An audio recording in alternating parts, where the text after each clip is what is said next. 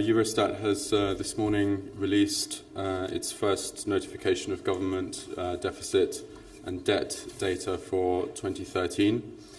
On the basis of this result, the staff of the Commission, the ECB and the IMF, in close cooperation with the Greek Ministry of Finance, have calculated that Greece achieved a primary surplus of 1.5 billion euros, or 0.8% of GDP in 2013.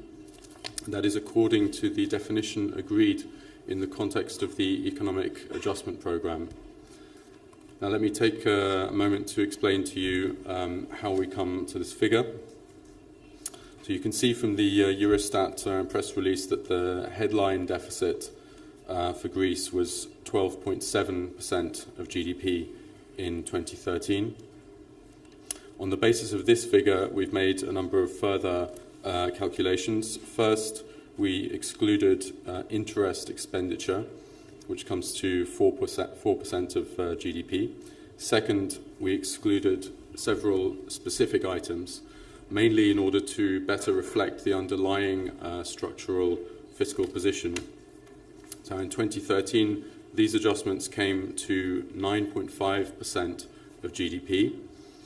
Mainly reflecting the one-off cost of support to the banking sector, which amounted to 10.8% of GDP according to the programme definition, and the transfers from member states to Greece corresponding to profits on Greek bonds held by the Eurosystem central banks, which amounted to 1.5% of GDP. So this brings us to a primary surplus of 0.8% of GDP, which is well ahead of the 2013 target, which was for a balanced primary budget as set in the Economic Adjustment Programme, and is a reflection of the remarkable progress that Greece has made in repairing its public finances since 2010.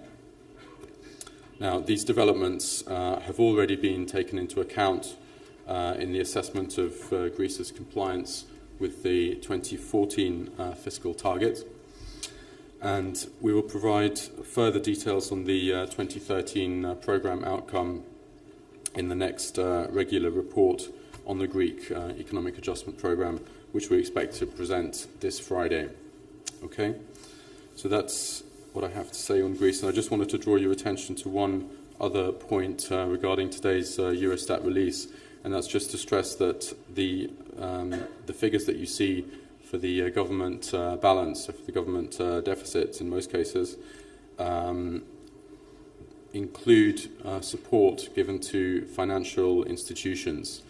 And if you click on the link that you can find on page 2 of the release, it will take you to a document which contains a table where you can see what the deficit would be without, once you exclude that support for financial institutions. And in some cases it makes a significant difference. So for example, looking at the general government deficit for Greece, it's 12.7%, including support for financial institutions, and it's only 2.1% once that is excluded. Or for example, Slovenia, it's 14.7% as compared to 4.3%.